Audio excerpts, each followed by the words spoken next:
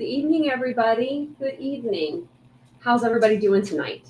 Hopefully, you're having a great Monday. Hopefully, you didn't get a bunch of snow dumped on you like I did. I am going to fix my camera. I'm a little off on my camera there, but hopefully, you didn't get a lot of snow. We did. We got a ton of snow, a ton. I don't know how many inches are out there. I have not been outside yet, but it's a lot. You could tell just by looking out the window, just looking out the window says a lot. But let me know what you guys got, if you got any snow, or if you live in tropical Florida and you got beautiful temperatures down there. I think it's actually kind of cold down there right now, so maybe not so much. My dog is like walking around the room because the other dog isn't in here, and I think she's confused. So if you hear dog paws for a second, I'm sorry. She'll sit down in just a moment. But let me welcome you guys in a little bit here. Thanks for being here. I do appreciate it. I do appreciate you. So I see there's a lot of people in chat, so I won't go through all the names, but I will say hi to some of you. Ladybug and Mary Beth, I don't know if you saw my post today, but I posted something in the community tab for you guys. And I saw Mike Jetson is here, Mr. Rosebud. There's National Native, Princess Elsa, Ashley Higgins. Look at all you guys. Is anybody new to Idaho 4? Hey, Faith. Put a 1 in the chat if you are if you're like really new to Idaho 4 and you don't really know a whole lot about the case. Because there's a lot of people that are just coming in now into true crime, for YouTube. So, oh, I'm sorry, Palmini. I hope you feel better. It stinks. Everyone is getting sick, I've heard. So I've disinfected the whole kitchen and the whole house today. Nancy B, you're from Ohio too? Did you get a lot of snow? We got a lot of snow. We were expecting it. So, okay, we live in Ohio. Like, people that live in Ohio know. Usually when they say we're going to get snow, we end up not getting the snow. So your girl was not prepared. She was not prepared to get this much snow. Hey, Chai. Hey, Roro. Catherine. But I woke up this morning and I was like, oh, that's not good. I was like, I'm not going to the doctor today. I was supposed to go up and get my prosthetic and have that happen. But is my mic on? It should be. It should be. Is it not very loud for you? Yeah, it's on. Oh, actually, it's not. Hold on. It is. Hold on.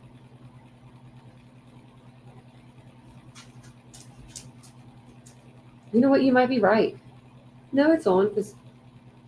Yeah, it's on. I'm like, wait. Is it bad? Is the audio bad? Let me see.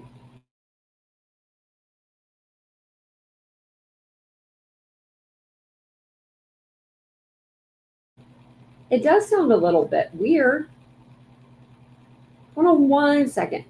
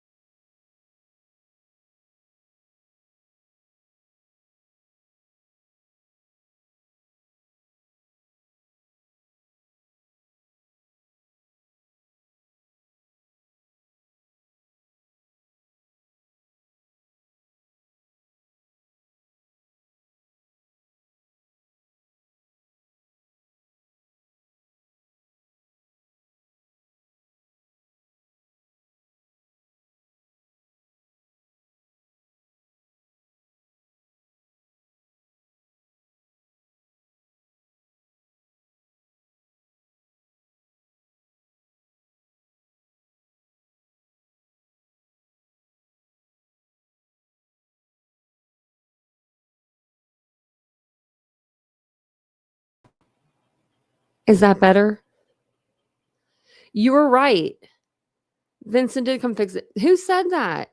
I don't even know who said it now, but whoever said it, thank you.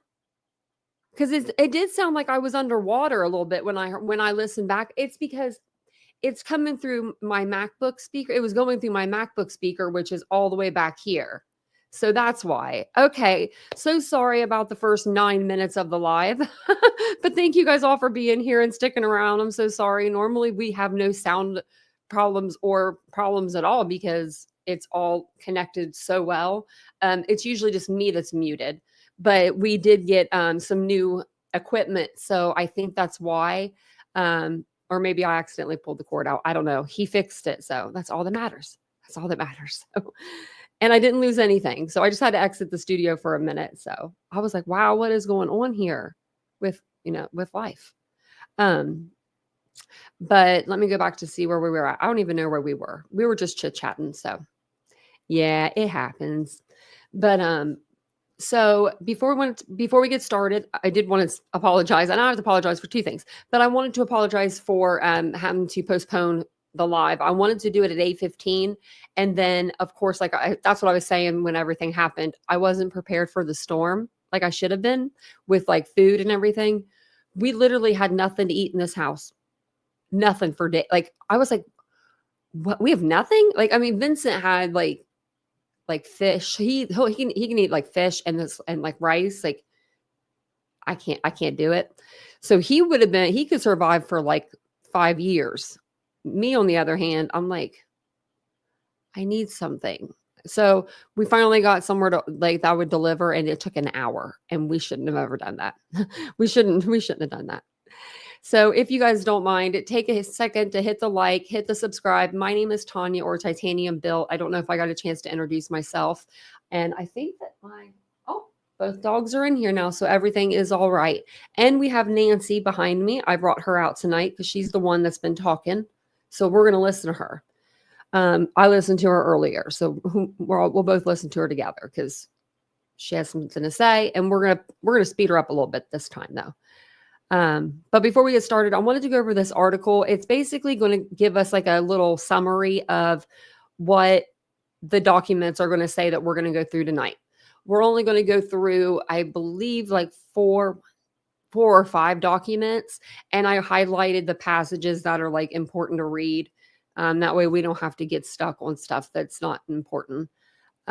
So we'll read the rest of them on another live because there's a lot more. And the first set is like 22 pages. It's just really long. So I want to go through them before I, bring them onto the channel. But they're saying Bryan Kohberger's prosecutors broke rule for Idaho murder trial, lawyers say. These guys better not be breaking any damn rules. They better be by the book always. I mean, we don't want anybody to walk if they're guilty, that's not a good thing. That's not good. It says, lawyers for Bryan Kohberger said the prosecution broke a rule of discovery by failing to include opinions and reports and expert disclosures. Newsweek has reached out to Latah County prosecuting attorney via email for comment on Friday afternoon. So why it matters, Bryan Kohberger, 30, is facing 4 counts of first-degree M and 1 count of felony burglary. He is accused of fatally stabbing University of Idaho students Madison Mogan, Kayla Gonzalez, Xana Kernodle, and Ethan Chapin in an off-campus residence in the city of Moscow, Idaho in November 2022. A not guilty plea was entered on his behalf. That did not tell us why it matters. I mean, I guess that's why it matters, but the defense filed a motion to compel material and for sanctions on December 27th, 2024. In the document, Kohberger's attorneys allege that the bulk of the state's expert disclosure do not include opinions and reports. If you're an expert witness, why would you want their opinion in there? I mean, I guess their opinion because they're an expert, but you know what I mean? You'd want factual information, right? Not just what I think could have happened. I would not put that in there either if I was Bill Thompson. Why would you want opinions? Speculations. So you have something that you can then go back on? Like he's going to give you your card to play? I don't know. It's kind of weird to me. These inadequate disclosures greatly prejudice Mr. Kohberger, who is obligated to submit defense guilt phase expert disclosures by January 23rd, 2025. And that's different. He doesn't have to give them opinions. They just want the report from the expert witness, what they're going to say, and probably the evidence that they're going to bring forward. The defense is asking the judge to exclude the experts or issue an order compelling full disclosure and extending the January 23rd deadline. On December 18th, 2024, prosecutors listed 25 experts they intended to call. The defense said it has received expert reports from only 5 of those experts. So 25 experts, the prosecutors, they said that they're going to call, and they've only received reports that the defense is saying from 5 of those, witnesses or experts. The defense alleged that the prosecution is not adhering to Idaho rule of evidence. The rules require prosecutors to provide a written summary or report of any testimony intended to be introduced at trial or hearing at the defendant's request.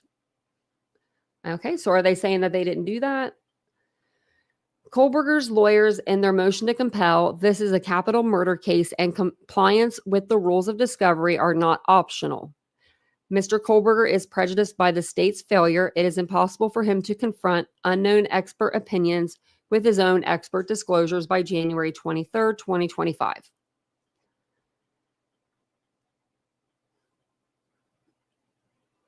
Well, you can start with 5 of them.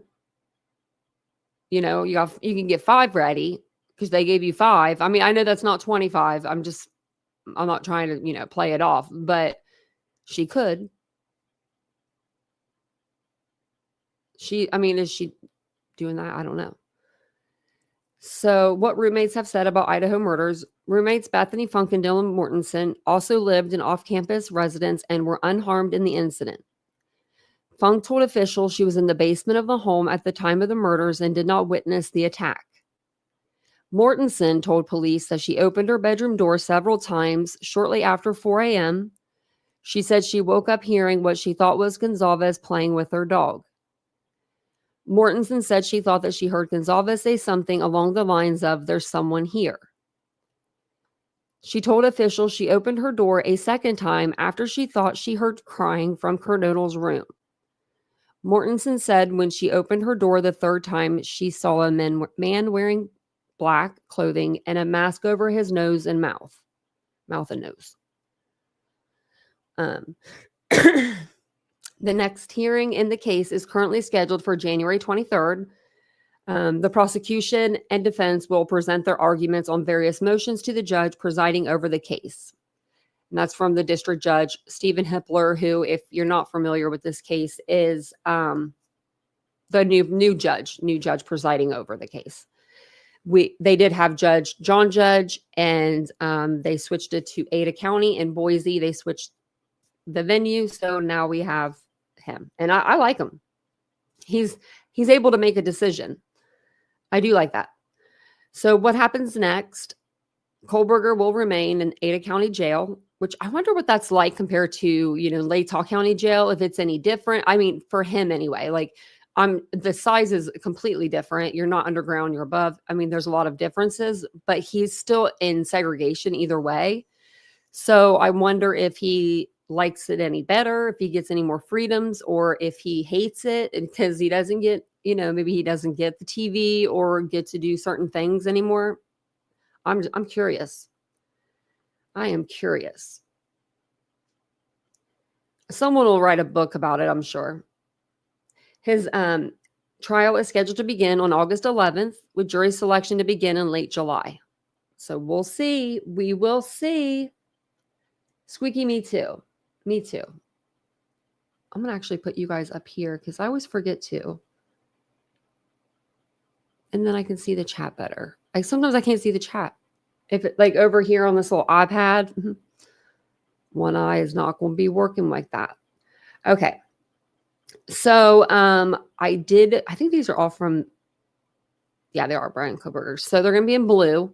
like highlighted in blue. If it's the defense, I highlight the documents in blue. Some of these, I tried to pick ones that had like certain things in them, like that weren't like repetitive. That's stuff that we've already read before. So we'll go through these pretty quickly, and then we will move on to this video I want to show you guys. So this is for Bryan Kohberger. It's going to be all the motions that are, like I said, for him, like that he's bringing into are going to be in blue. All of the state's responses are going to be in pink. And then anything that's just like a court document, regular court document that I don't know where to place it, it's in yellow. So comes now Bryan C. Kohberger through his attorney record. We all know that. I wanted to read down here. So it says, reply in support of defendant's motion to suppress and memorandum in support. So the arrest warrant, ID search warrant for defendant's persons, Pennsylvania search warrant for defendant's person, search warrant for Washington apartment, and Pennsylvania search warrant for Hyundai Elantra. That's what they're trying to get thrown out or sealed or like suppressed. I'm sorry, suppressed. And so I'm not going to read through all those because I just kind of did. But it says no arguments were made in objections, thus no reply needed. And in conclusion, Mr. Kohberger requests that this court suppress all evidence obtained by police via the arrest warrant, the Idaho search warrant for Mr. Kohberger's person, the Pennsylvania search warrant for Mr. Kohberger's person, the search warrant for the defendant's apartment in Washington, and the Pennsylvania search warrant for the white Hyundai Elantra. And every defense does this. I mean, they try to get things thrown out as they're going along. It's just kind of what they do. It's what they do. And then we have this one here.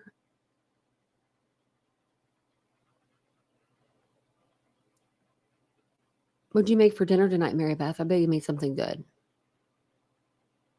I'm hungry again. I'm still hungry. Still hungry.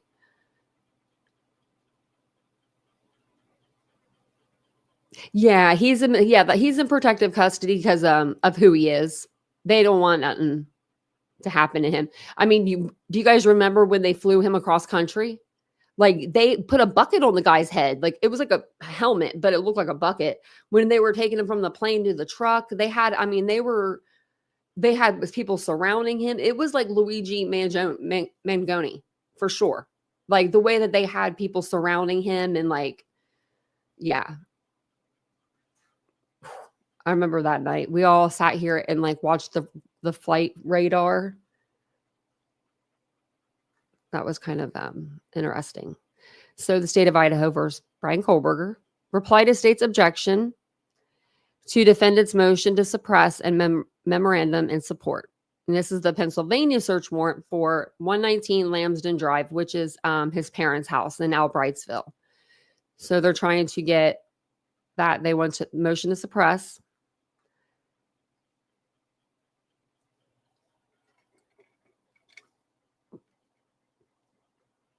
Okay. So it says, first, it appears that the parties are in agreement on much of what law applies to the search of the home. Several topics Mr. Kohberger addresses are more fully developed elsewhere, and his replies to those will be filed in his other replies. And we'll go through those, the IGG, Apple, Amazon, AT&T records. That leaves the issue of how federal and Pennsylvania law enforcement conducted their raid. The state tries to draw out its facts section by restating things several ways on pages 6 and 7 of its objection, but it's basically just boils down to, we knew he was there and owned a gun, which of course is true of most Americans. I wanted to look that up. Actually, the statistics on how many, let's look that up.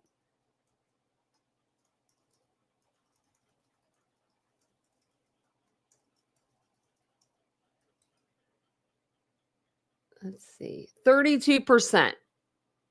So that's not even half. So, that's not a very good argument. The state cites to not a single case similar to the facts here.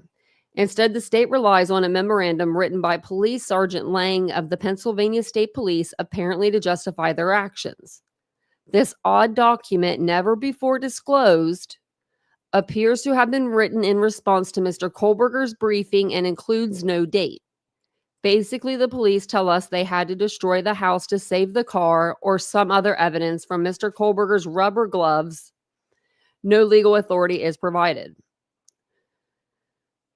Well, he took out, supposedly, allegedly, 4 people in the middle of the night when they were sleeping. They wanted to go in with a bang, so he didn't have time to flee or grab a knife, go after them. I mean, take his family hostage. They didn't know what they were walking into. They're not going to play games. They're not going to come up to your house and go, knock, knock. Oh, is Bryan home? Can we talk to Bryan if he's home? Like, no, they would not do that. So then they give you a couple examples, you know. And I thought this was kind of weird because I don't remember these being the kind of gloves. So, okay. When they said that they got Bryan Kohberger, they and I should have went through the affidavit. When they arrested him, they said that he was going through his own trash, his personal trash, and he was wearing gloves and he was like putting it in Ziploc baggies. Remember that? So I thought it was like medical gloves, right? I just thought he had like a box of medical gloves. But here it says, here the police were concerned about making a hasty knock and announce, which apparently meant no knock and yelling from their Bearcat, because Mr. Kohberger was wearing the same gloves millions of homeowners wear to do the dishes. So are they dish gloves? Was he wearing more of like, you know what I mean? Like dish gloves? Because that's the first time I'm hearing that. I always assumed that it was regular latex gloves. Wasn't there an unaliver that used to wear latex gloves? Like kitchen gloves? Maybe that was a movie. I don't know.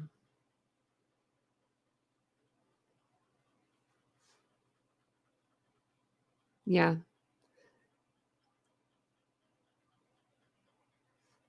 Hey, Aries. So I always thought they were regular ones. So I wanted to highlight that because I thought that was very interesting. I don't know if that was like a slip of the tongue, kind of like, I mean, you know, that's something we didn't know. Like I think we all assumed it was just regular, like latex gloves. I wear latex gloves all the time to clean. I do, but I don't sort out my trash with latex gloves. That's just kind of weird. 2 things of note, according to the police, they had snipers watching Mr. Kohberger go from room to room, obviously greatly reducing his chances of posing much of a threat.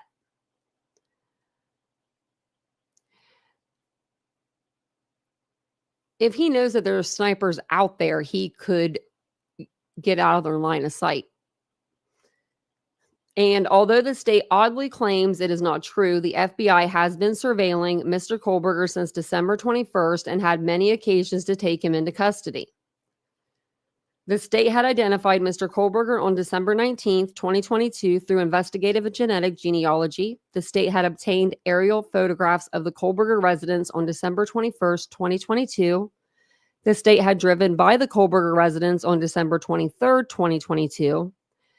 And followed Mr. Kohberger on December 24th, 2022.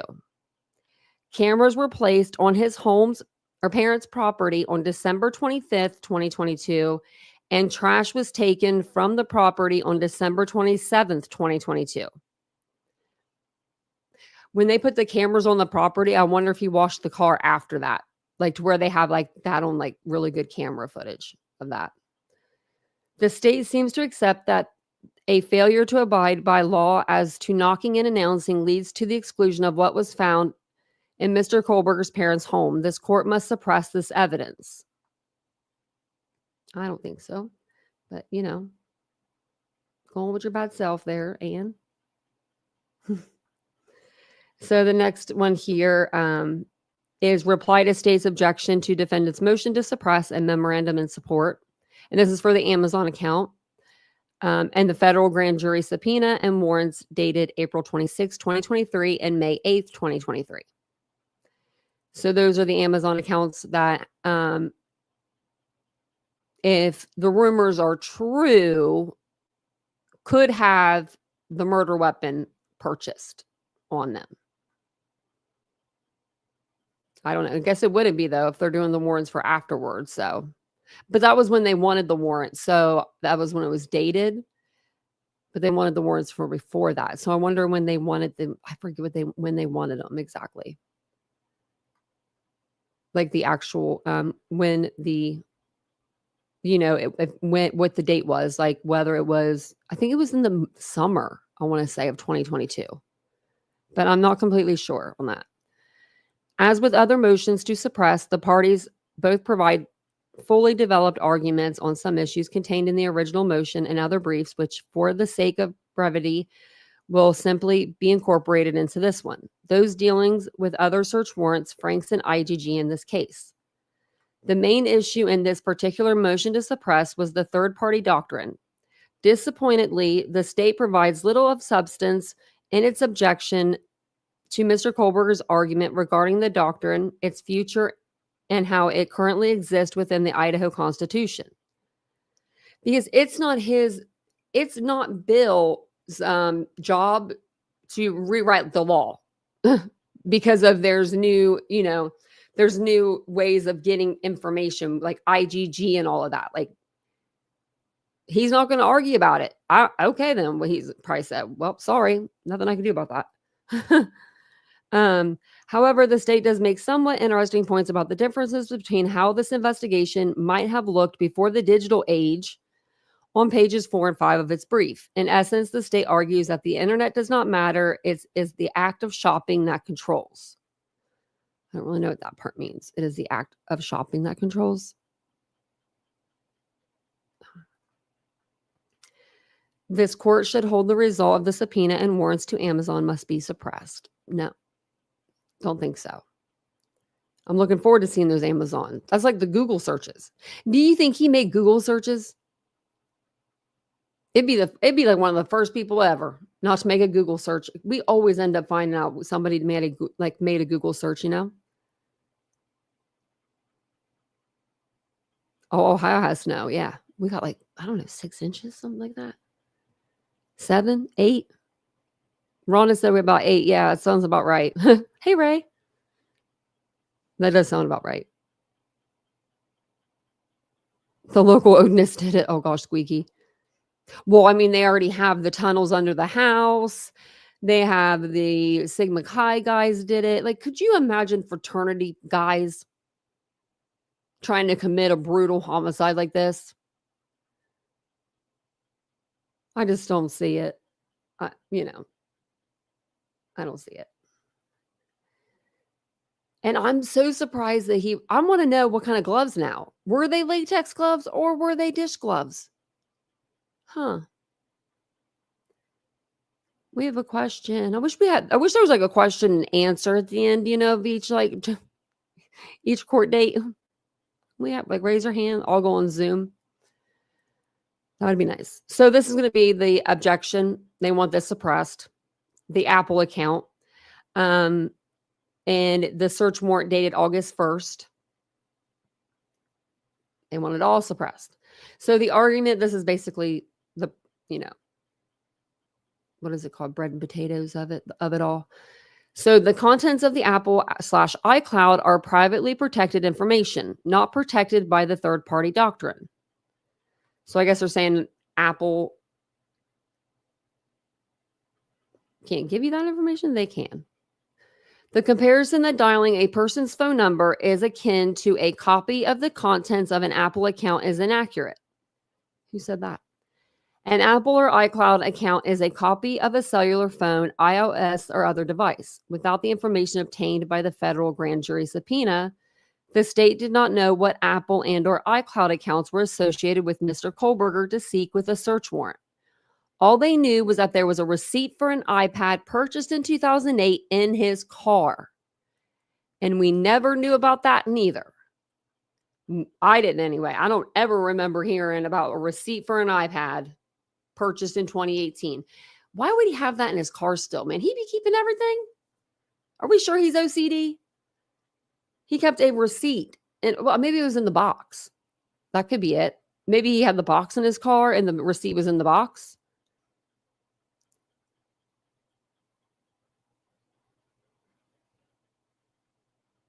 So I don't know. Like, but if he had that iPad and he used it and it hooked up to his phone, my iPad and my phone are all synced, and my MacBook, they're like all synced together. You know what I mean? Okay. They just give you a little bit of a example up there, and then it says, the warrant was general and the affidavit was not incorporated into the warrant or served with the warrant. So they give you some more.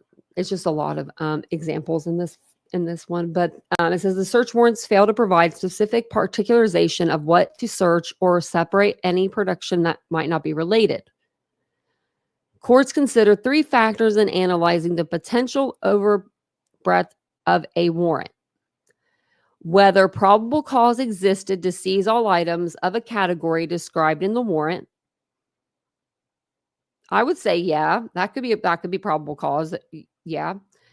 Whether the warrant set forth objective standards by which executing officers could differentiate items subject to seizure from those which were not. I think they could do that. They were just looking for 4 names, in there. Whether the government could have described the items more particularly in light of the information available. No, I think that you would want the iPad information.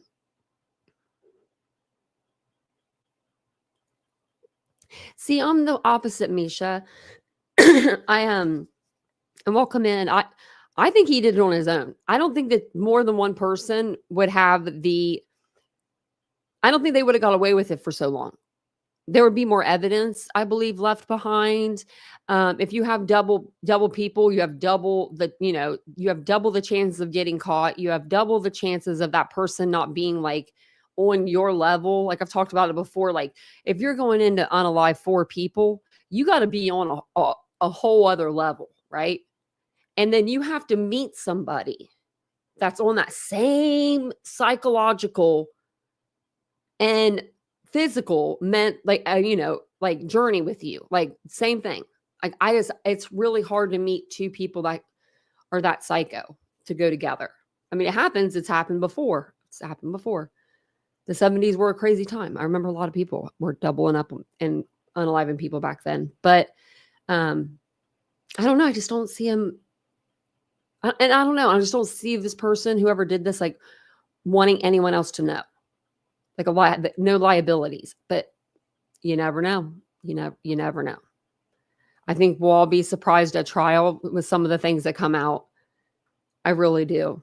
So even if the affidavit of search warrant has been incorporated into the warrant, it could have described particularized items as opposed to a laundry list of everything held by Apple with dates more restrictive than October 7th, 2016 to December 30th, 2022, and a destination of a duty to separate lawful items. I understand what you're saying there. I don't know the law when it comes to that, but I understand what she's saying. Like, I don't know if they really have to. They might be able to take the whole dang iPad and look through the whole thing. I've never heard of we've heard of other cases and they get their Google searches and they get this and that and the other from devices. I've never heard them, or I've never read a warrant where it was like, we're going in to look at this computer, but we only want to look at this and this and this. Usually they just look at the whole device, as far as I've ever seen. But it says the fact that an Apple account is sought because it may hold some of the objects of the proposed search does not automatically give the state authority to seize every file, photograph, or text that ever touched the account. Instead, the balance between the government's interest in law enforcement and the right of individuals to be free from unreasonable search and seizures of electronic data must be determined on a case-by-case basis. The Apple search warrant was not supported by probable cause to search and seize everything listed. There was absolutely no limiting standards included at all. And the state could have particularized the warrant to specific dates and items that would be evidence at the specific crimes. The Apple search warrant did none of that. Well, I don't know if they have to do that. Then gives you the affidavit submitted in support of the application for this issued search warrant recklessly or intentionally omitted material information. In response to the state's arguments under defendant has not demonstrated the search warrant affidavits contained unintentionally or recklessly false statements or omissions. Defendant refers the court to and hereby incorporates defendant's replies in support of defendant's pleadings in support of a Frank's hearing and suppression of genetic information. Mr. Kohberger requests this court suppress all evidence obtained by police via the subpoenas and warrants that permitted them to search Mr. Kohberger's Apple and iCloud accounts. They're wanting it all thrown out. They want it all thrown out. They're like, throwing coins in a bucket. I don't know over there. They're throwing a bunch of stuff around. I mean, they're just putting out a lot of documents. And I think it's to make it look like, I don't know, maybe that he's a little like less guilty because they're like, it's almost like we could prove that, but they're not saying that they can prove any of this stuff. They're just wanting it suppressed. So they want to suppress the Moscow Police Forensic Lab warrant dated January 9th, 2023. The warrant was general and the affidavit was not incorporated into the warrant or served with the warrants or on the company that searched the USB file. Just give some examples, and it gives something about the Fourth Amendment. The search warrant failed to provide specific particularization of what to search.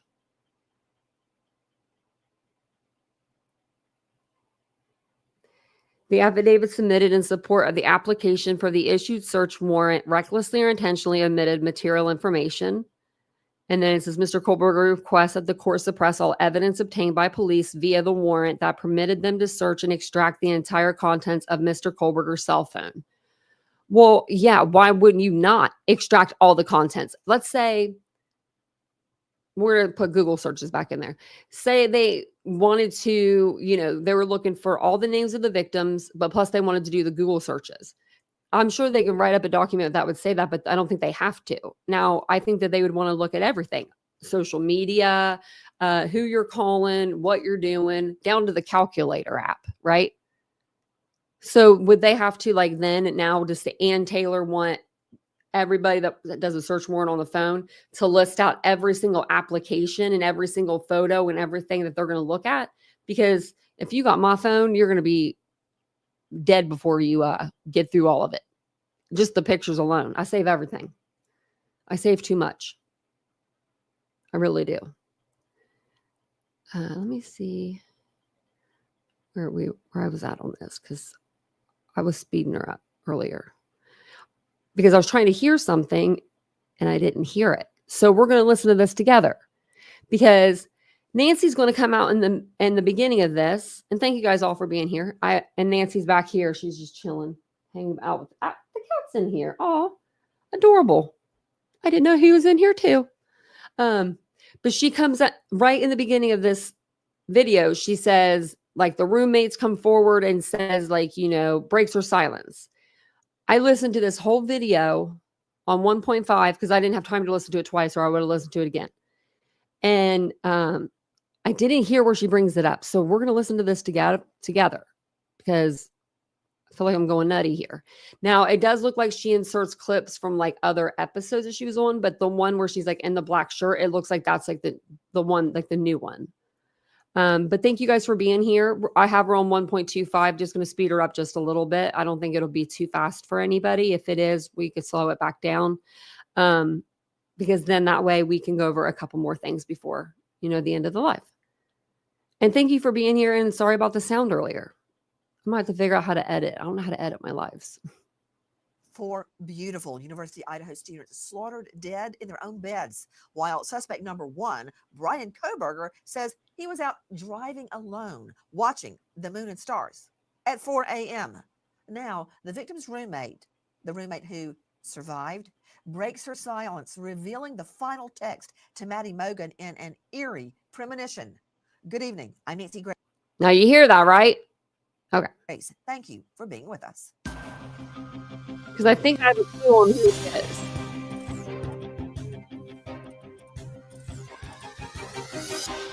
is. Sneaky Nancy. On the evening of November 12th and into the early morning hours of November 13th, Kaylee and Madison arrived home at approximately 1:45 a.m. after visiting a local bar and a street food vendor. Ethan and Xana were also out in the community at Sigma Chi, and they arrived home at approximately 1:45 a.m. 2 surviving roommates who were also out in the community arrived home at approximately 1 a.m.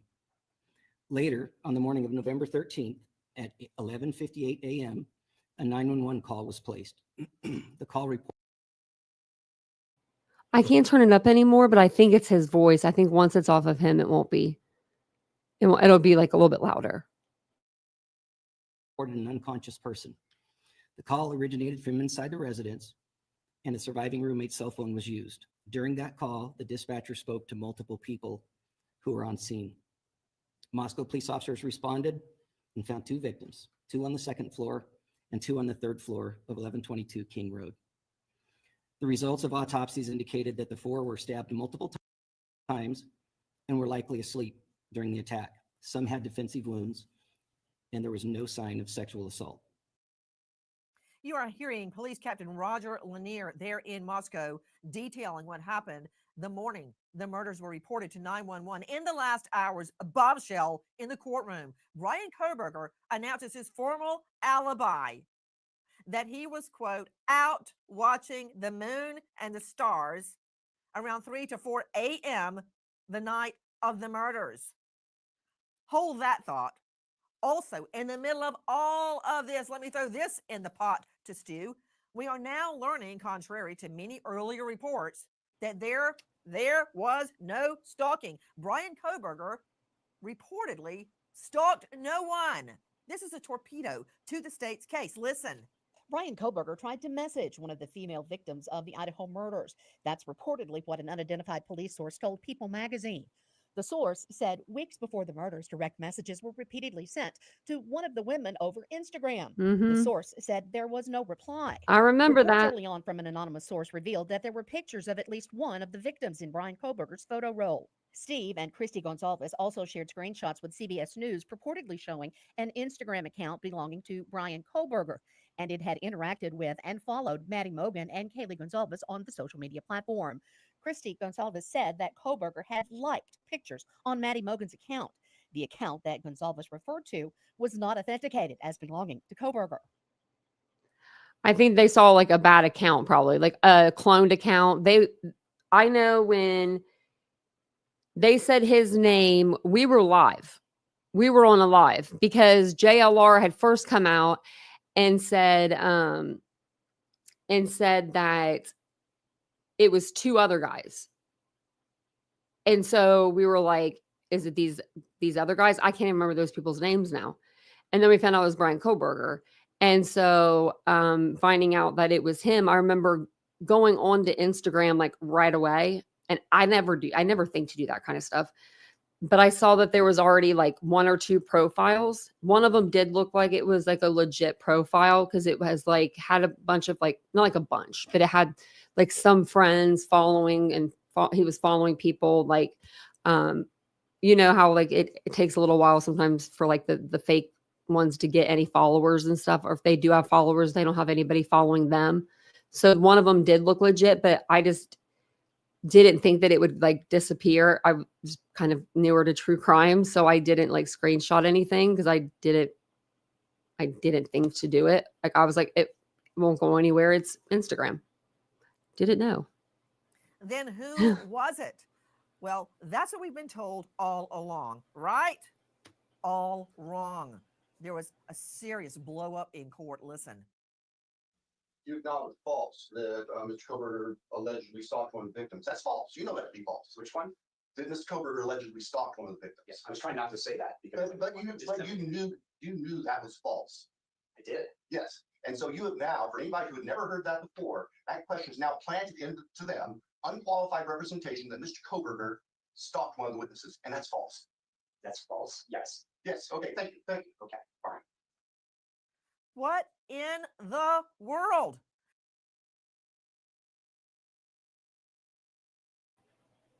Okay, I think I can get Turner up this way.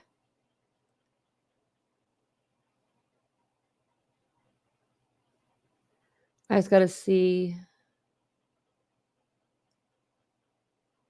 Because we were on merit. I think this is the same one. So 518.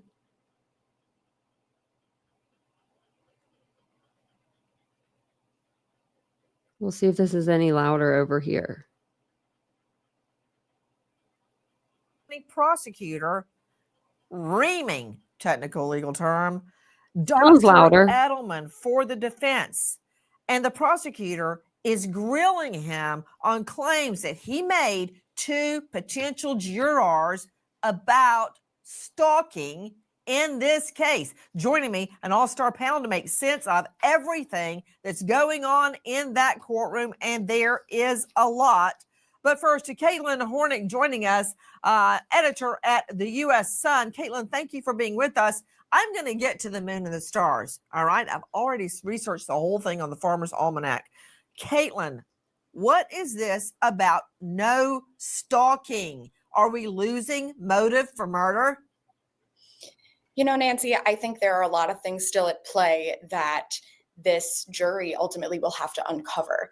The thing that's really sticking out to me is the back and forth with the stalking. I don't know how you can go from saying that there were these messages exchanged on Instagram and that the photos on the camera roll to saying, oh no, wait, that's not true. That's actually not true. I think there are a lot of things that the prosecutors need to be honest about, and that they need to lay out in plain terms facts about what actually went on. Personally, I think the fact that Kohberger's prosecutors doubled down on his alibi is equal parts shocking and, just kind of crazy when you think about it. Yeah, I'm thinking about that whole watching the moon and stars aspect of this. Let me She's go gonna to break it high-profile down. lawyer joining us from this She'll break down the weather that night. It's pretty interesting. jurisdiction, Tara Malik, partner at Smith and Malik, and former state and federal prosecutor. Tara, thank you for being with us. Do you remember, of course you do, the famous, if it doesn't fit, you must acquit? Well, I feel like I'm getting bit in the neck with this thing, but all along we have heard police stating we don't have evidence of stalking. We've heard that from the get-go, but yet we've seen screens and heard evidence that there was stalking by Kohberger on at least one of the victims, if not more. So are we going to have a Johnny Cochran-esque defense? No stalking, no murder, no motive. Yeah, I mean, it certainly doesn't help the state's case. Motive is not something that they have to prove. It's not like, an element of the charges, but what it does is explain the why behind the crimes. And jurors always want to know why. Why did this happen? Guys, as a matter of fact, it goes way back. Take a listen to Police Captain Roger Lanier. We have heard mention that Kaylee stated she may have had a stalker. Detectives have been looking into that, and to this point have been unable to corroborate the statement, although we continue to seek information and tips regarding that report. No suspects have been named or arrested, and we continue looking for what we believe to be a fixed blade knife used in the murders. That knife never found, and neither has there been found evidence of stalking. Again, I can hear it ringing in my ears right now. No motive, no murder. Joining me, as I said, an all-star panel. To Chris McDonough joining us, Director, Cold Case Foundation, former homicide detective, on the interview room on YouTube. Chris McDonough, of course, the state, as you know, from handling so many homicides, never has to prove motive.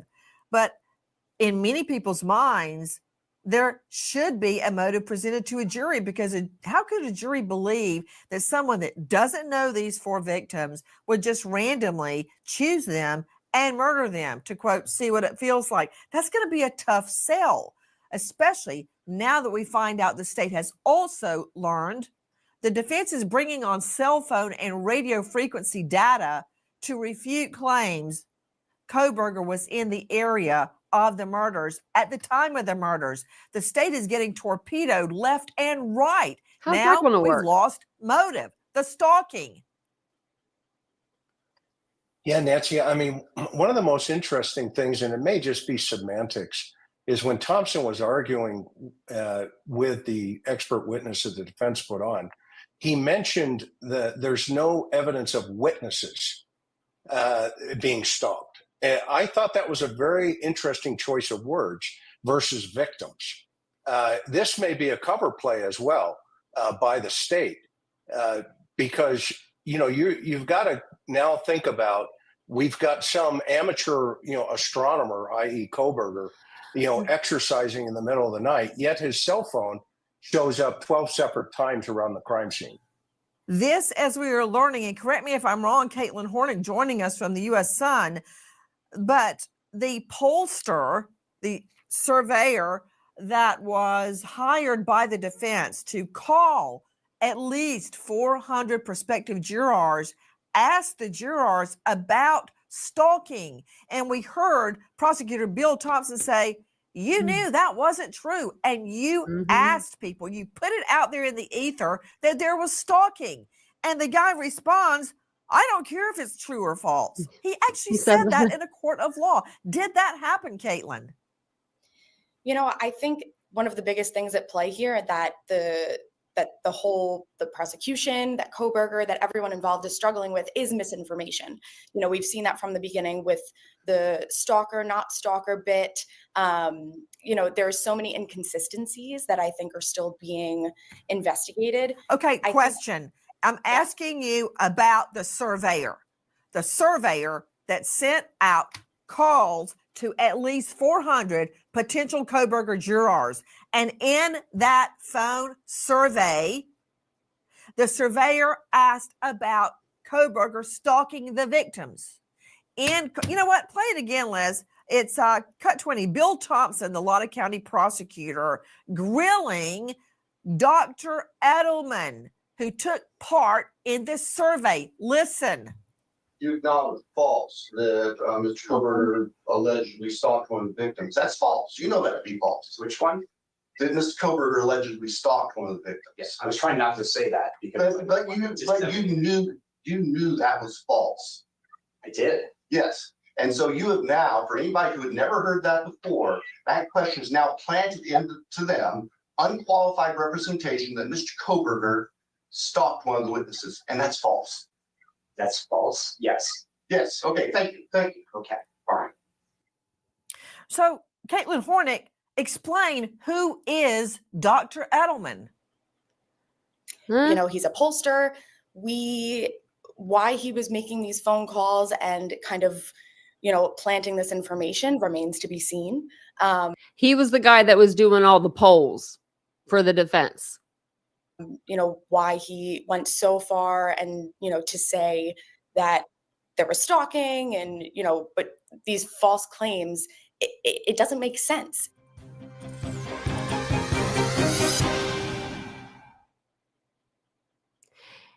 Details matter. Now, I think that would make the defense look a little bad. Now, we are learning about the weather conditions the night 4 University Idaho students murdered, as prime suspect Bryan Kohberger claims he was out alone watching the moon and stars at 4 a.m. To Joe Scott Morgan, how difficult is it to pull that up? Because I found it pretty quickly. The night sky at 11:50 p.m., November 12, throughout the morning was basically very low visibility. And just Scott, before you answer that, I'm looking throughout the night, 3:17 a.m. overcast, 3:53 a.m. That's the time of the murders, ice and fog. 4:53 overcast, 5:53 overcast, 6:53 overcast. So what's he looking at? Nothing. I mean, how can he see it? Unless he has some kind of special ability, how are you going to be able to go out and appreciate this? And you're talking about a layer of fog, Nancy, as well, because that's going to settle between your view of the sky and yourself, your position relative to the sky. All right. So it's not just simply that it's overcast. It's like you begin to think about fog that's perhaps over there. It's kind of, how they use the term, Nancy, a blanket of fog. You begin to think about that. So that's even going to further obscure your view. So I'm looking at this, the cloud cover on Saturday, November 12, 2022 in Moscow, Idaho. Cloud coverage, the height of dominant cloud layer, very, very thick and overcast that night. There is not only overcast, but ice and fog.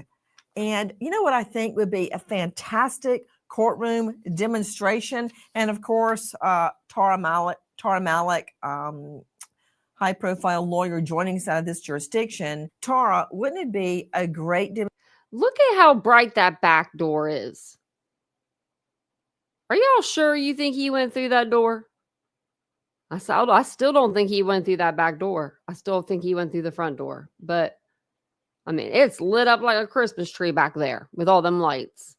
demonstration to turn off all the lights in the courtroom and try to recreate the conditions, maybe with possibly an overhead projector of some sort of the stars and the moon. But you see, the front isn't that bright. They just have someone has their headlights up at the door, but how little you could see that night. That would be tough to do. Maybe there's some sort of a satellite picture from that night. I bet there is, that could be achieved by the state to show the jury, maybe from the U.S. Weather Service, how overcast it really was that night. That's what and for I him said. to be out at 4 a.m. stargazing, what a sack of, let me just say, BS, technical legal term. I mean, is this really happening, Tara? Yeah, I mean, it again, this is a weak alibi that's being put forward. And I agree. If there's a way to demonstrate or show a picture about what the sky looked like that night, I would certainly think that would help the prosecution's case in poking holes in this alibi defense. I'm wondering if they're going to use cell phone data to suggest Kohberger was elsewhere at the time of the murders looking at the stars, because that elsewhere is out in the middle of nowhere. Yeah, it seems like that they're going to rely on cell phone data to say he was out at a park stargazing.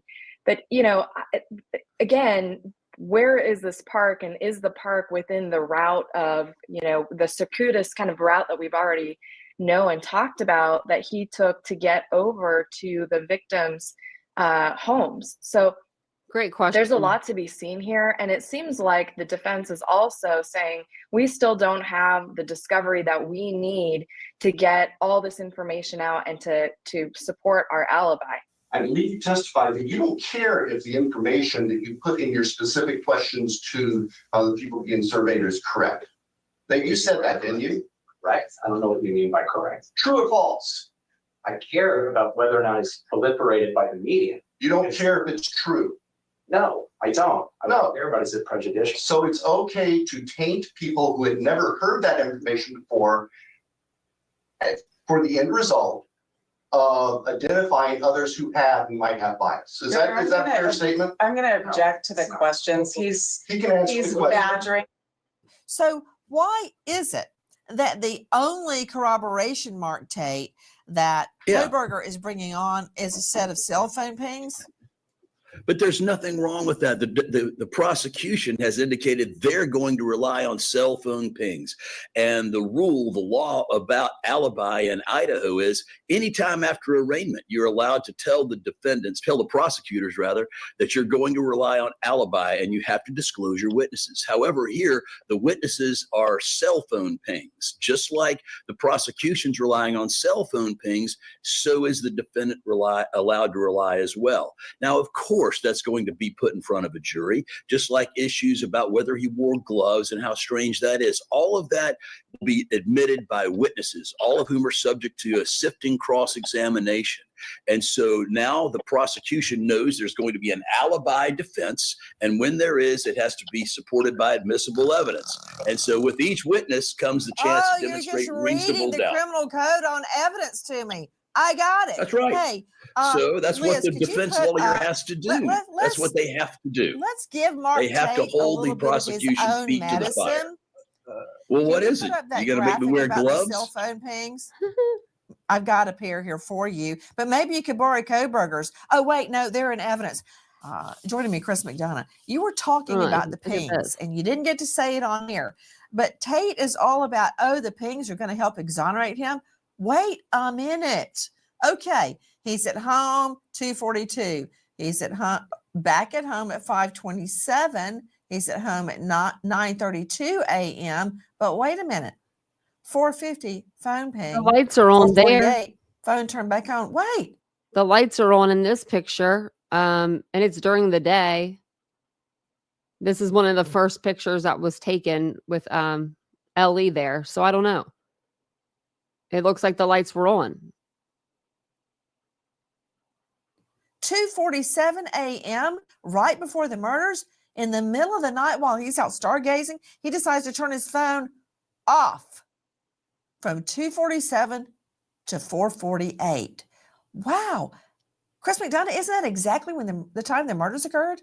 Yeah, absolutely, Nancy. And what's interesting about that, and you pointed it out, was, the one thing we learned about this alibi as well is all four of the victims are sound asleep.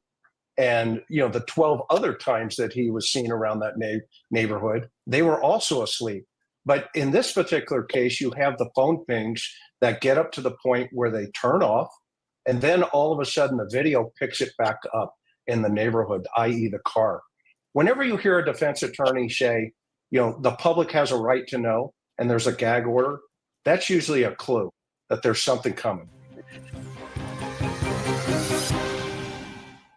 Please join us on our mission to find missing people, especially children, to solve unsolved homicides. If you're on the go, catch us on your favorite podcast. Got a hand over.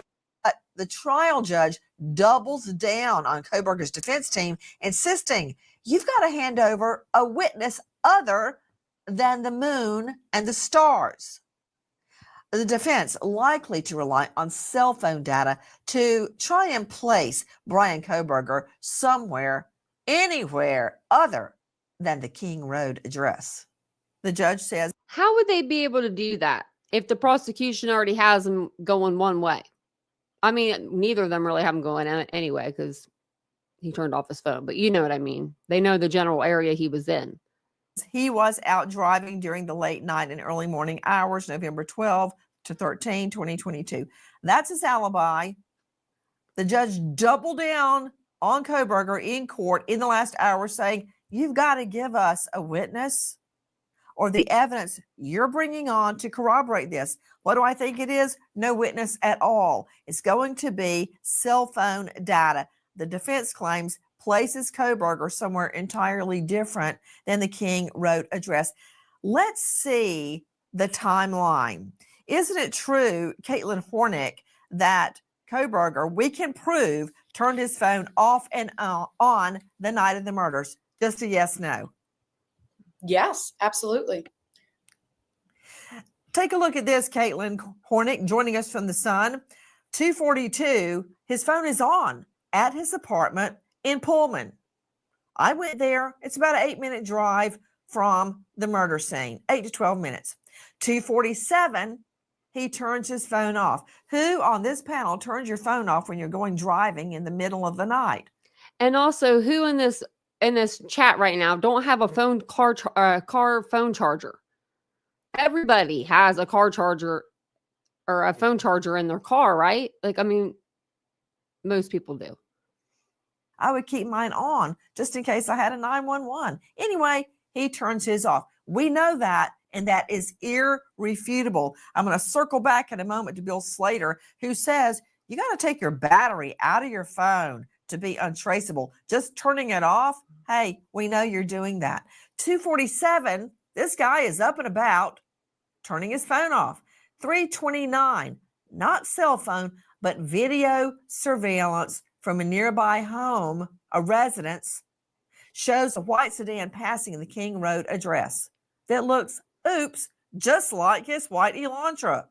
404, the sedan returns and stops in front of the King Road address. 420, 16 minutes later, the white sedan scratches off, taking off like a bat out of hell at a high speed, leaving the King Road address.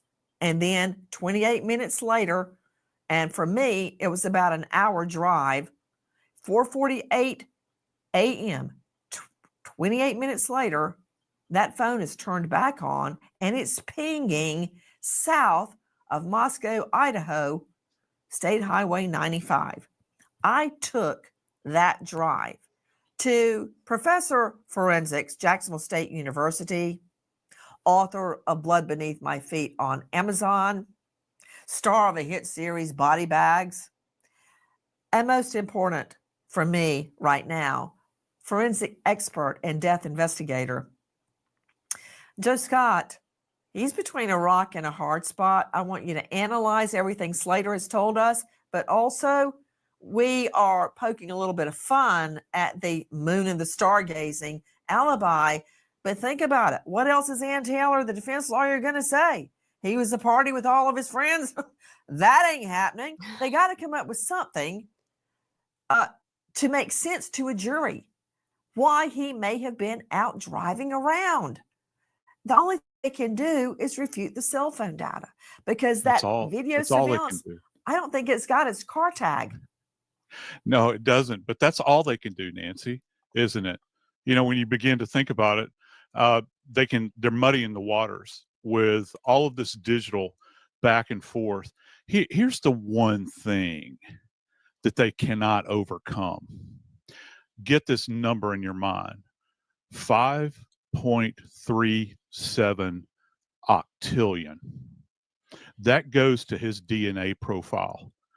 That means that the chances that it was somebody else are at that range. It's amazing, isn't it? Look what I have here. See? It came off the snap, Nancy. It came off will you do that again? Of the snap. Yeah, do sure, that again, absolutely. Because that's exactly where the DNA was found. Yeah, and I don't think that he was necessarily, planning on this, but listen, I don't know if you could hear that, but this has got, and I'm fascinated by this. I have been since the case. This little ring right here where the snap actually actuates, it's a ridge. And so if you're actuating it with your thumb and you drag your thumb across it, anything can be collected in here. We think about touch DNA.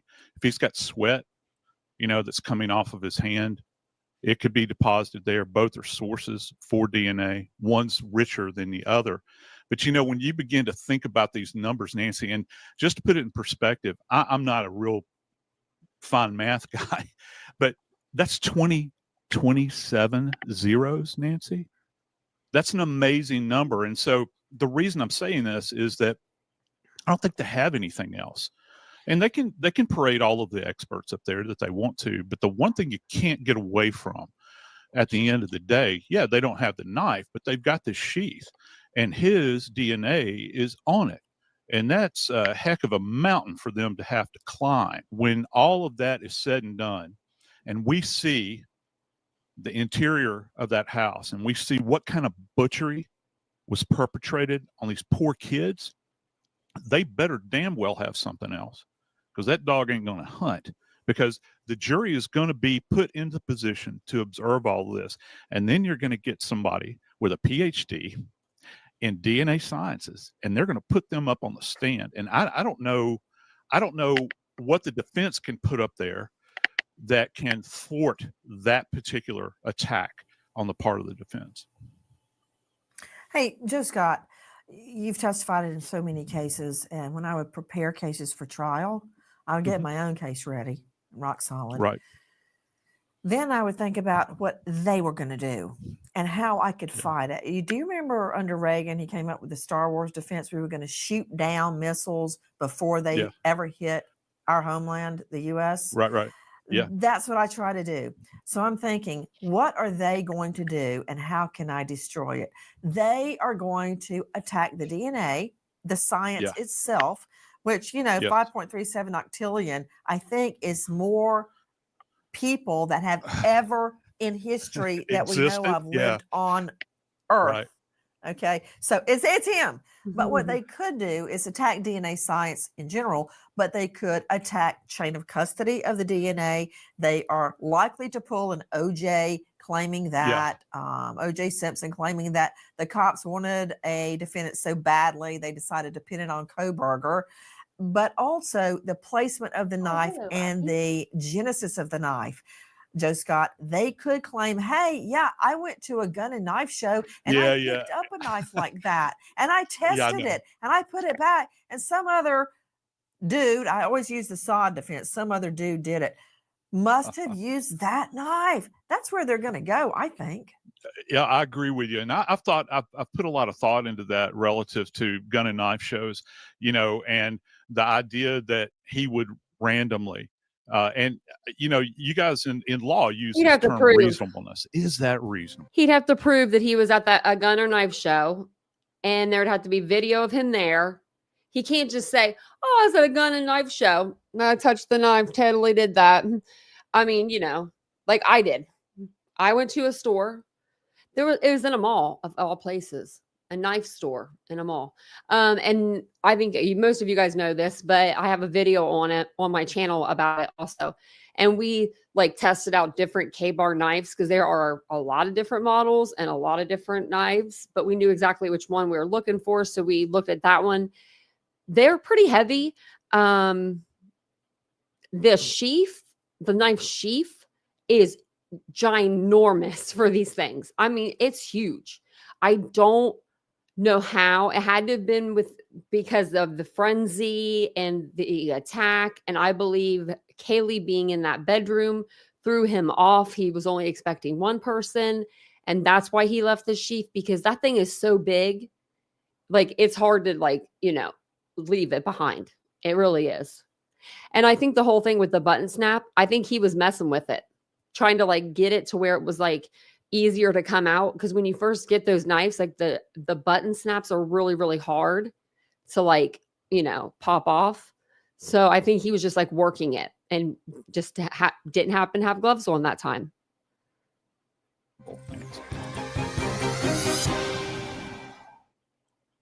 While Bryan Kohberger's defense team tries their best to alibi him, to place him anywhere other than the crime scene, damning video emerges of a white Elantra identical to Kohberger's near the King Road address. That's the crime scene. Oh, sorry. Part of the hearing on the 14th is to talk about the different parts of that video that we've received and how we need the whole context. This is the video that they say places this car near the residence. We've received little tiny pieces of that. And we think Bryan's right to a fair trial means the public needs to know that they've withheld the audio from a great portion of that, and that it starts a long time before the little clip that we've received. Man, is she burying the lead. She's complaining about the audio not being attached to the video. Here's the bombshell. There you're hearing the defense attorney for Bryan Kohberger, Ian Taylor, talking about the existence of video that places Kohberger's car, the white Elantra, near the crime scene. Yeah, that's a big deal.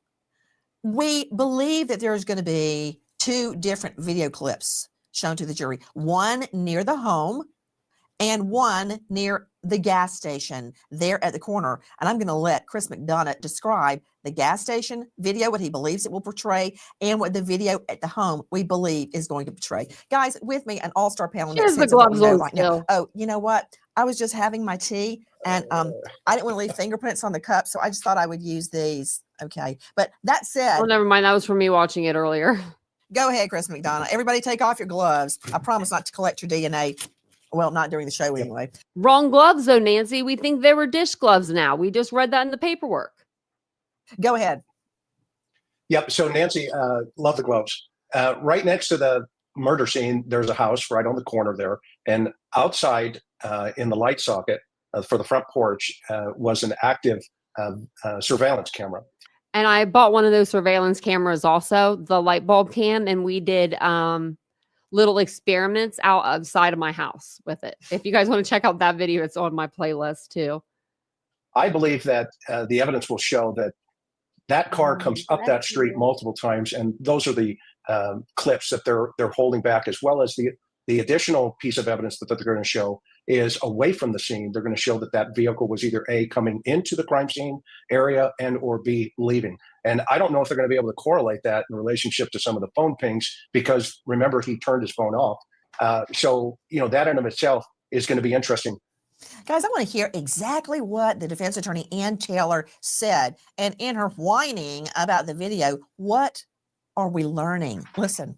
Part of the hearing on the 14th is to talk about the different parts of that video that we've received and how we need the whole context. This is the video that they say places this car near the residence. We've received little tiny pieces of that. And we think Bryan's right to a fair trial means the public needs to know that they've withheld the audio from a great portion of that, and that it starts a long time before the little clip that we've received. To Justice Scott Morgan, forensic expert and professor at Jacksonville State University, I was listening to every word she says. Ann Taylor is complaining about little tiny pieces of the video placing the car near the residence, according to police, and she doesn't like that. And she thinks that's not fair. But what it is different video cameras picking him up along the way. Did you decipher that? Or am I feeding you, spoon feeding you? No, here's the thing. These ring cams and CCTV, obviously, they're more prevalent today than at any other point in time in history. And so we don't necessarily know about where all of these clips are coming from. We do know the area that he was in, allegedly, this car moving back and forth, is going to be the most densely populated area in this geographic location. You get out in these areas that are far flung. Remember the loop that they talk about where they were trying to collect images off of these gas stations? Nancy's back there. She scares me to meet her in real life. So I got the cardboard version. But she's back there. I brought her out. The car may have passed. This is going to be the target-rich area, though, around that residence at that point in time. Did they shake the bushes enough to collect enough of this data out there to piece this thing completely together? Apparently, she thinks they may have, Nancy.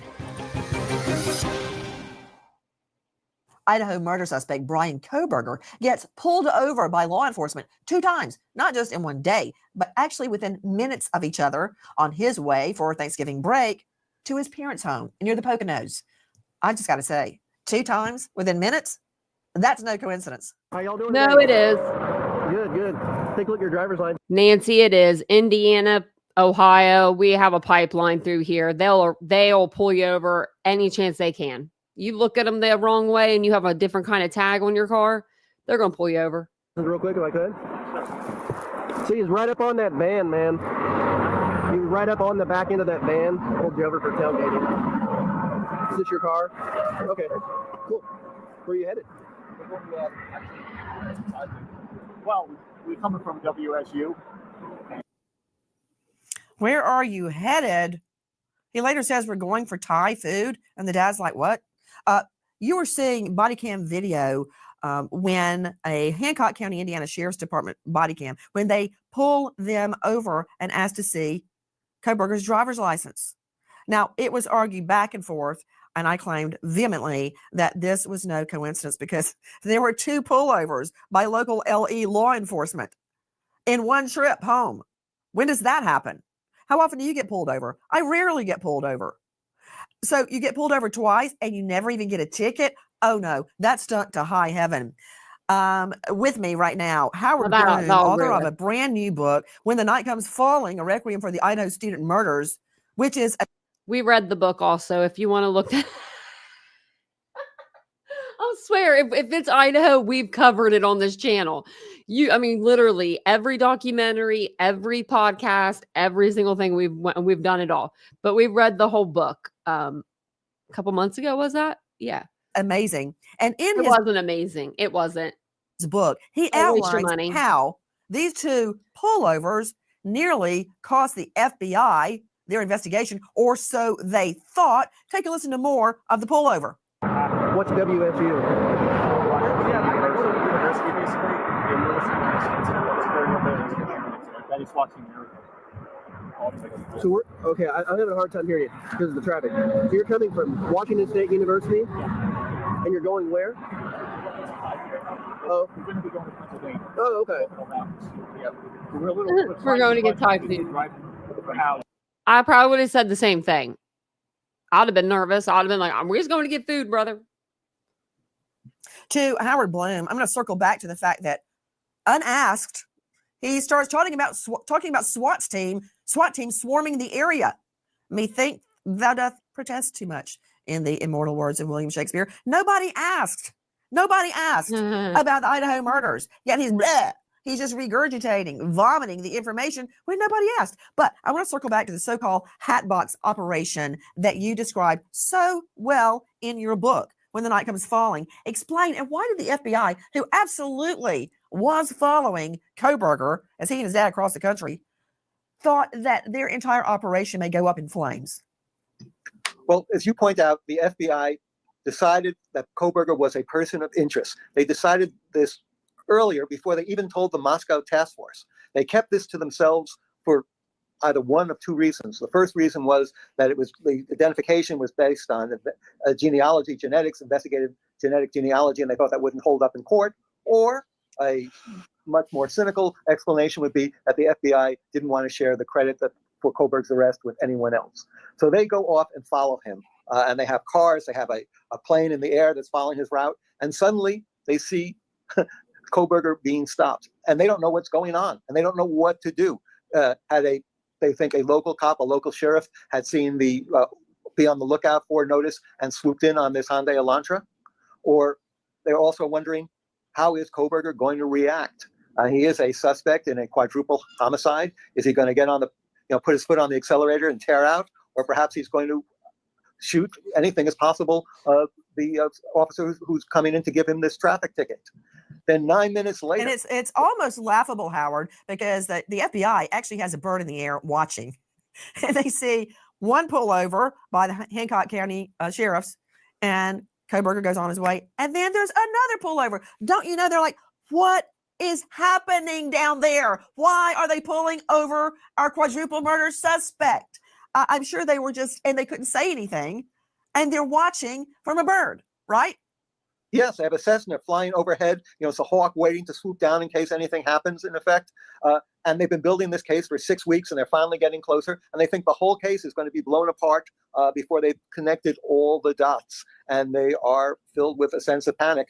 But discipline you know what, Howard? They were right. And this is no offense to Indiana at all. But I understand where the FBI is coming from, and you know how much I hate the feds. But that said, Chris McDonough joining me, director of Cold Case Foundation, former homicide detective, and star of The Interview Room on YouTube. Chris, if they had stopped Kohberger and he nutted up and they arrested him or sped off, anything could have happened, because we can't predict what Kohberger's going to do. Just like his father, he had no idea what his son might do. We would never have gotten the evidence that we got when they finally got home to the Pocono area. Remember, they were surveilled. They went in finally, or in the early morning hours, they catch him, I think, in his shorts or underwear, wearing plastic gloves and separating his trash from shorts, everybody else's trash. And they see him go throwing trash in the neighbor's receptacle. None of that would have happened if local authorities had arrested Kohberger for a traffic violation, or if Kohberger spun out and brought about his own arrest. So I understand why they were worried.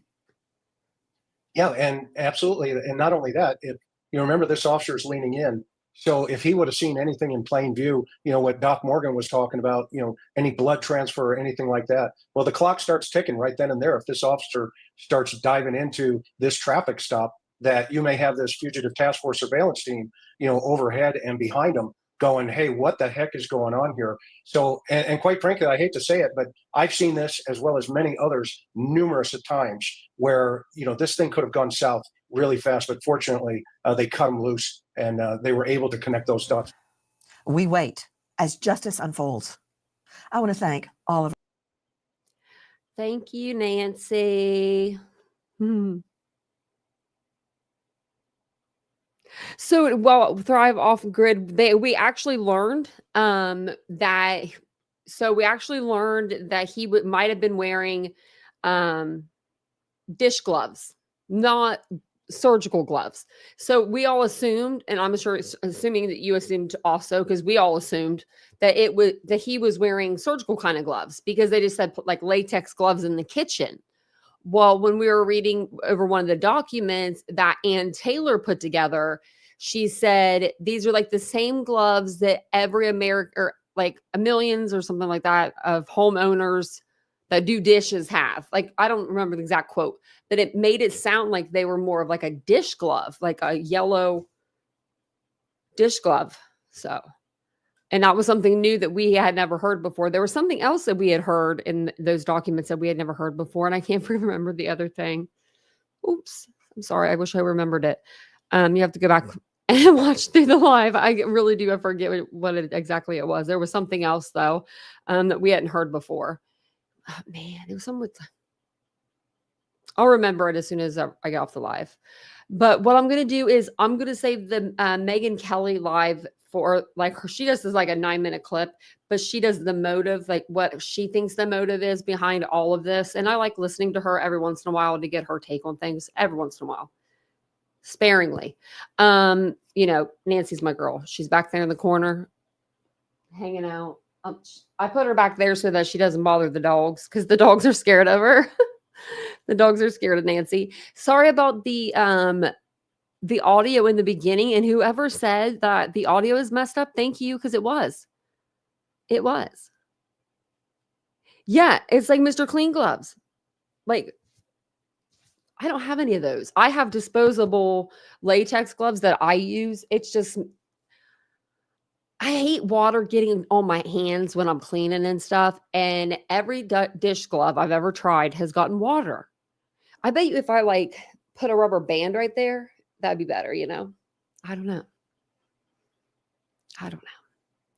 But I do have some more documents to go through. So we'll do I'm doing a little a day, but I'll go through some more tomorrow. And then let me think.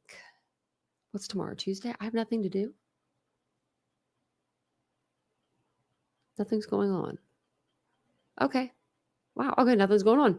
I just had to think about it for a minute.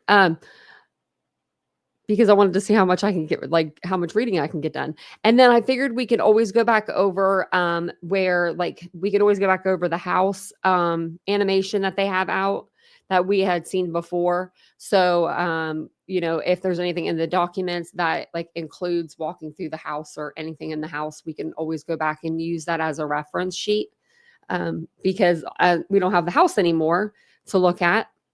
So we have to use something, Thank you. SSD said we're all afraid of Nancy. That's why I got cardboard Nancy. If I ever make it to CrimeCon, I'm taking that head off of that Nancy, or I'm getting another one and putting it on a little stick, and I'm walking around CrimeCon like that because I will meet her, and I'm not paying.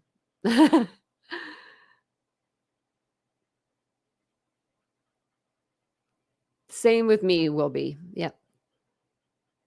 And thank you so much for the $4.99. That's so funny. We are all kind of scared of her.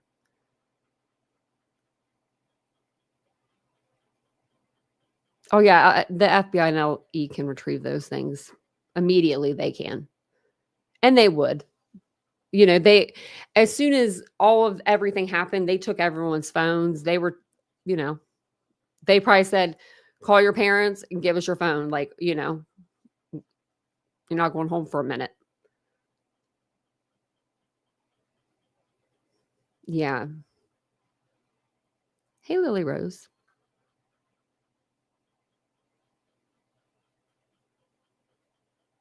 Oh, you're welcome, CJK.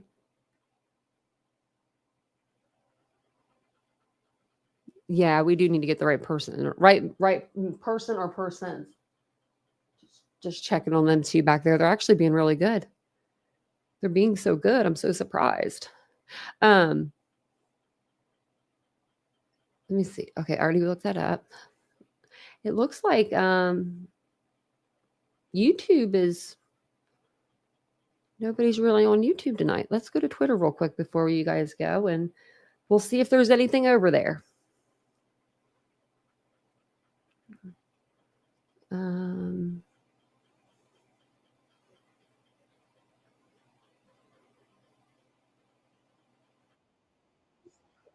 Oh my gosh. We'll have to watch that tomorrow. That's funny. So tomorrow I'm going to do 2 lives. I'm going to do one on Sebastian because we're still trying to, go through the factual stuff of the case and going through the timeline. And then we'll probably do maybe like Idaho tomorrow night. Like kind of like what we did. We did what was it, yesterday or day before we did 2 lives. Yesterday we just did the 1 live and it was earlier. But I am going to do a live at 8:15 tomorrow night.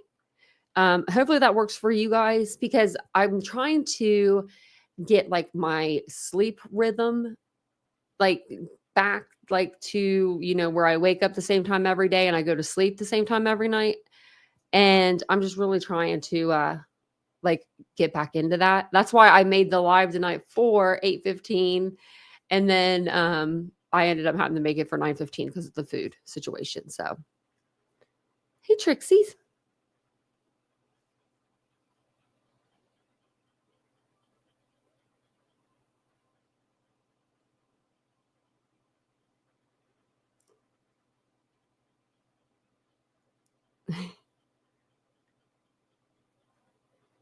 The minutes are ticking off. Minutes are ticking by. I know. We were so close. I don't even know how to see when 26 minutes. I figured we'd be on here longer, actually. Oh, what's this do? Oh, I was about to buy and send myself a super chat. That'd be so funny if I did. Great job, Tanya. I should start doing that every once in a while to myself, little pat on the back or something. Little pat on the back. That'd be funny. But thank you guys all for being here tonight. I really appreciate it. Thanks for coming and supporting and, showing up for the Idaho crowd because the other cases aren't getting as much coverage, I feel like, and as much, they're not getting as noticed as much right now. So it's really good to see. And I think stuff on our other case fronts have been kind of quiet lately. So I need to look into some stuff. I was looking into some cases earlier and everything was kind of just like stagnant, like just waiting on, court hearings, court cases. Sebastian Rogers, I haven't really heard anything crazy the last couple of days. I that's like, been like, whoa, because, we hear something. It usually was like every day there for a minute. So maybe people are taking a break from the craziness of that for a second. I don't know. We can only hope. But I'm going to try to do my live tomorrow again, like I said, at 8:15 p.m. Eastern Standard Time. I'm going to do one on the other channel or this channel during the day. Yeah, because I'm trying to like work out and then get my sleep back together and just, overall feel less groggy, And I always end up like waking up towards like the end of the evening. So, I think it'd be good around 8 o'clock. It'd be good. So, and then I can always stay on a little bit longer if we want to. But I'm going to jump off of here. Thank you guys for being here tonight. I appreciate it so much. I will see you tomorrow if you're here for the live. If not, have a great Tuesday or a great Wednesday. And I will see you guys the next time you're here. Bye, guys. Thank you, Southernish.